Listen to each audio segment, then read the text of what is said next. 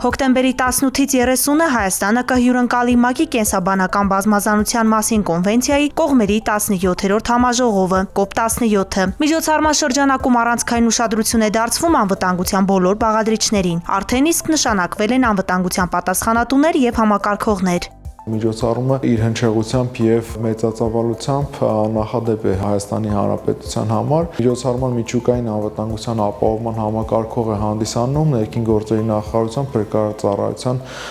տնօրենը։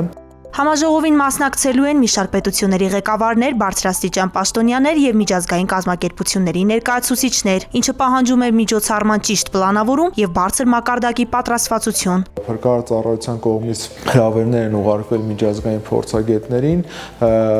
Հայաստանի Հանրապետություն այցելելու եւ մեր կարողությունների գնահատում իրականացնելու, իրենց փորձով կիսվելու եւ անհրաժեշտ տեխնիկական միջոցների հագեցվածության գնահատում իրականացնելու համար։ Շահագրգիռ գերատեսչությունների ներկայացուցիչների հետ աշխատաժողովներ անցկացնելու նպատակով մարտի 30-ից Հայաստանում է ատոմային էներգիայի միջազգային գործակալության փորձագիտական խումբը։ Կարիքների գնահատում իրականացնելու համար խումբն այցելելու է նաև համաժողովի անցկացման հիմնական վայրեր։ Աշխատաժողովների օրակարգում են միջուկային անվտանգության միջոցառումների պլանավորման, նախապատրաստման եւ ռիսկերի գնահատման հարցեր։ Մասնակիցներին ներկայացվել են համապատասխան տեխնիկական միջոցների կիրառման առանձնահատկություններն ու մարդկային ռեսուրսների արդյունավետ ներգրավման մեխանիզմները։ Փորձագետները կիսվել են Մարոկկոյում, Սաուդյան Արաբիայում եւ Ֆրանսիայում խոշոր միջոցառումների ժամանակ կիրառվող անվտանգության ապահովման մոդելներով։ Նման ձևաչափով հանդիպումների եւ միջազգային գործընկերների հետ համագործակցության շնորհիվ Հայաստանը շարունակում է ամրապնդել կարողությունները